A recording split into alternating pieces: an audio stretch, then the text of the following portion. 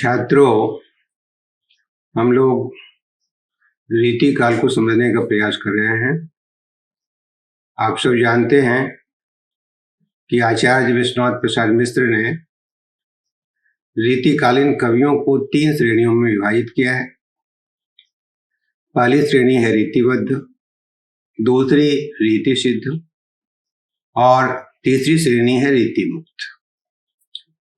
आचार्य विश्वनाथ प्रसाद की पुस्तक है इतिहास की हिंदी साहित्य का अतीत, 2 भागों में है।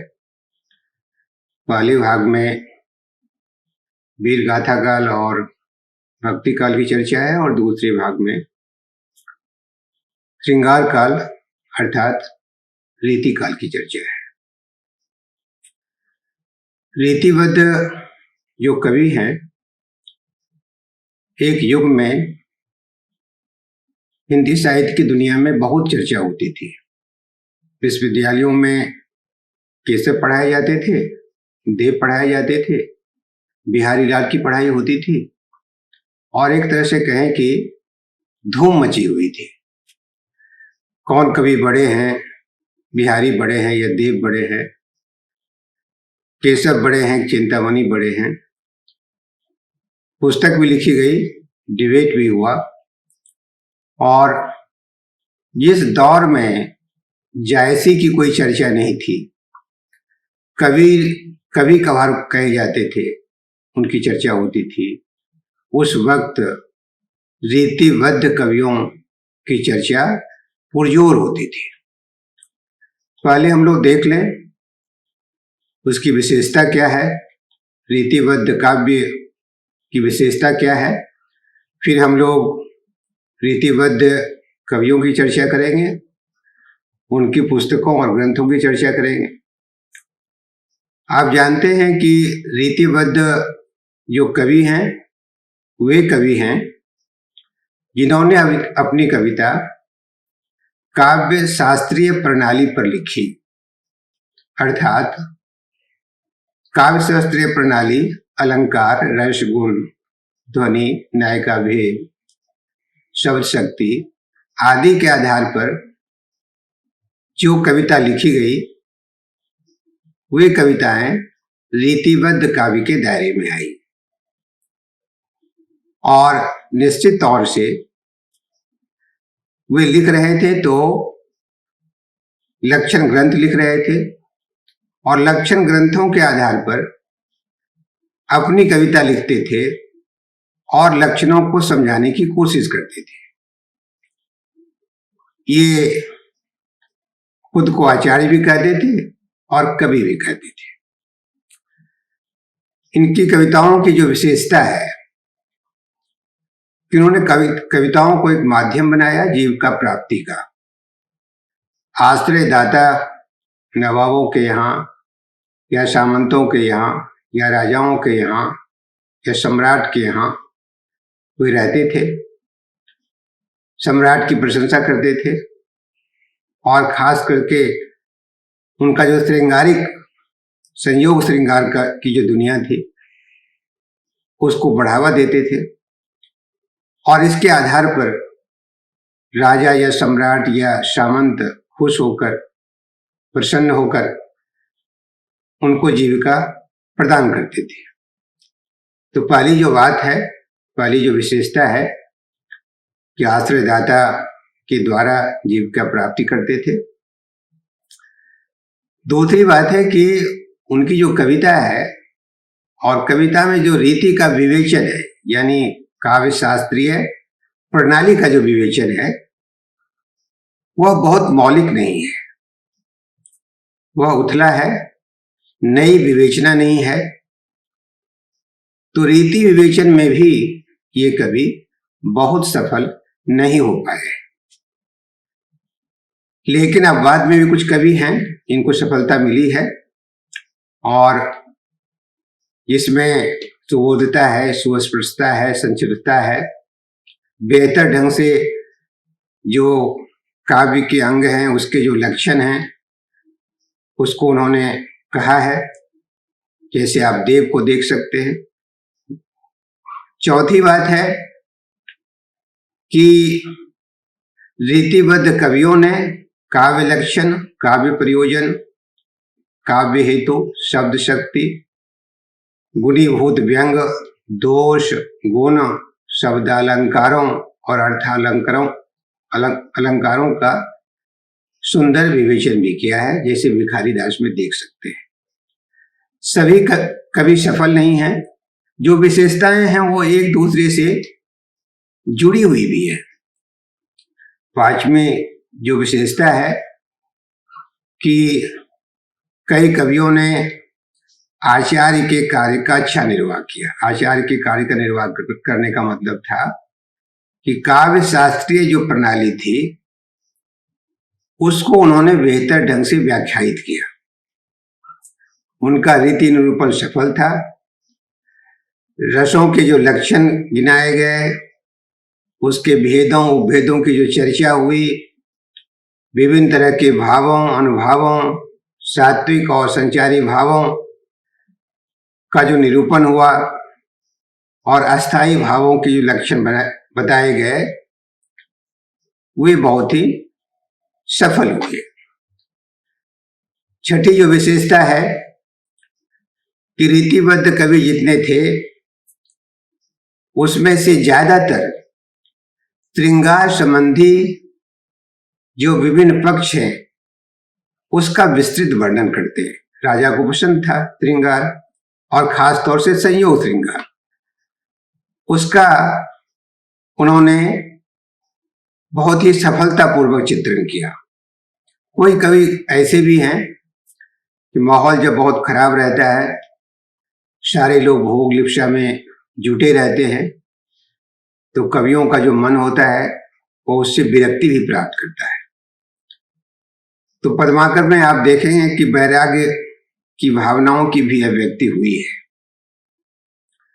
12 मासा, खड़ ऋतु वर्णन पर स्वतंत्र ग्रंथ भी लिखे गए हैं, और अंत में ये कि आश्रय दाताओं का गुणगान भरपूर किया गया है। जो भी कवि हुए, राजा के दरबार में थे, नवाब के दरबार में थे, सामंत के दरबार में थे, मनसबदार के दरबार में थे, तो जिस दरबार में थे अगर गुणगान नहीं करते और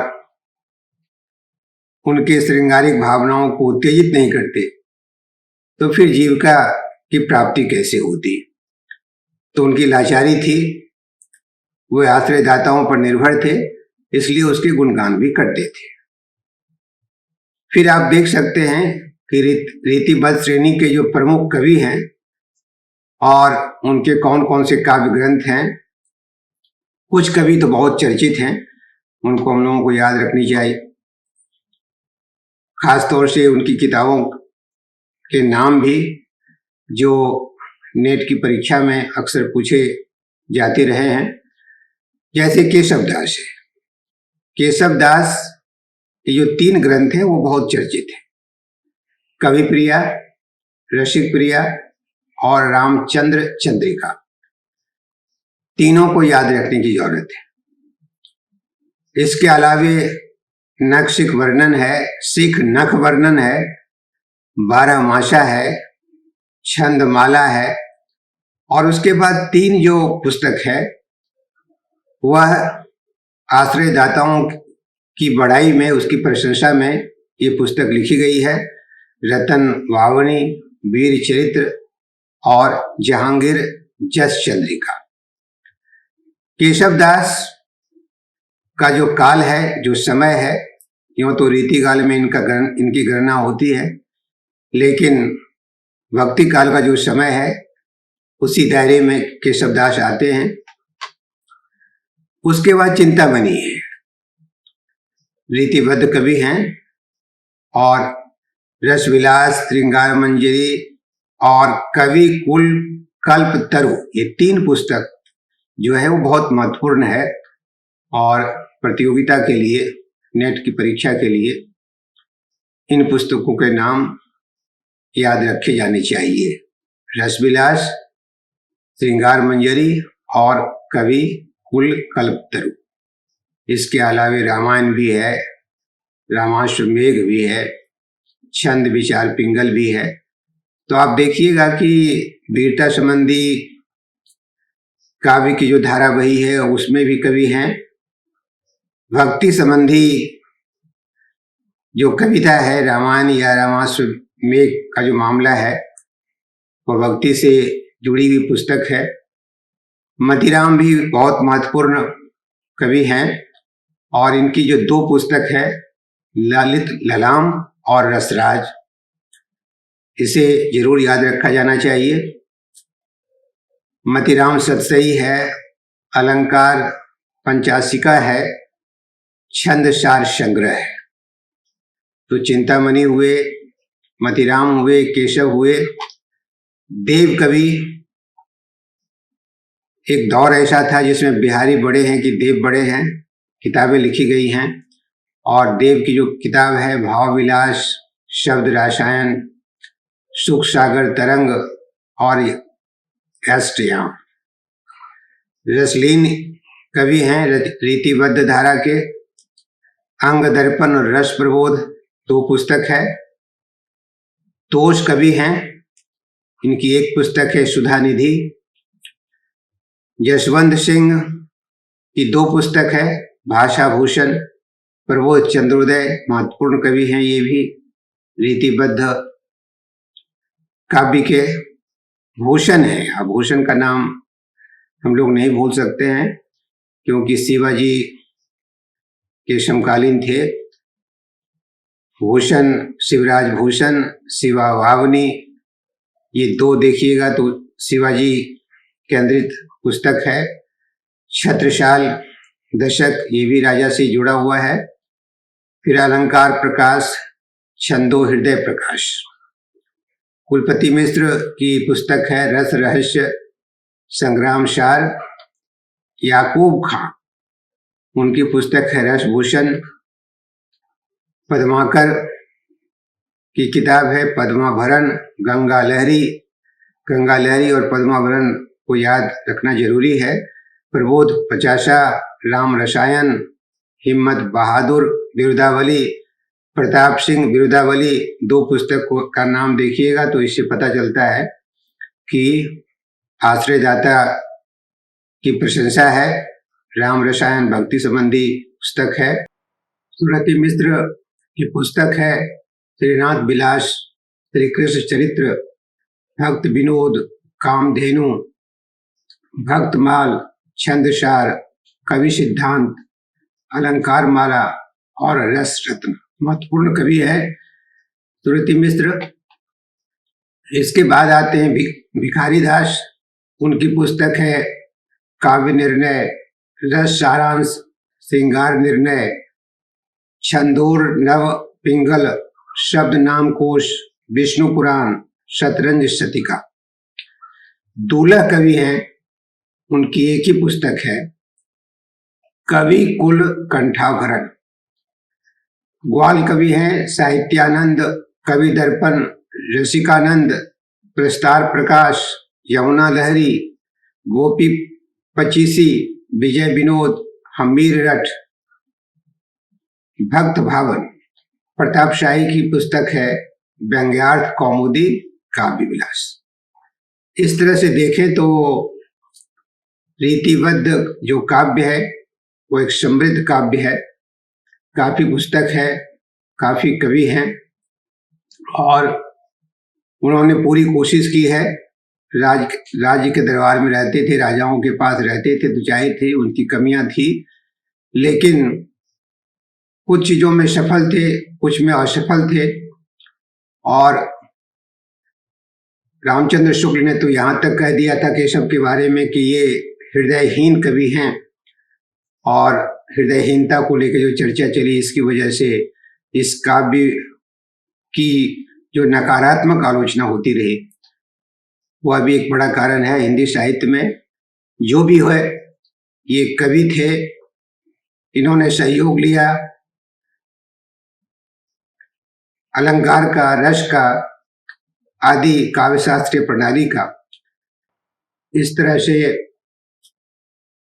जो रीतिबद्ध काव्य है उसकी चर्चा हुई, उसको जानने पहचानने की कोशिश हुई। अगला जो पाठ होगा वह रीति मुक्त काव्य का होगा, उनके कवियों का होगा। उनको जानने पहचानने की कोशिश करेंगे। आप सब भरपूर मदद कर रहे हैं और वीडियो देख रहे हैं, उस पर टिप्पणी कर रहे हैं, हाँ, उसकी चर्चा कर रहे हैं। आप सारे लोग हमारे जो वेबसाइट है उससे जुड़े, शेयर करें, सब्सक्राइब करें। आप सबों को बार बार धन्यवाद।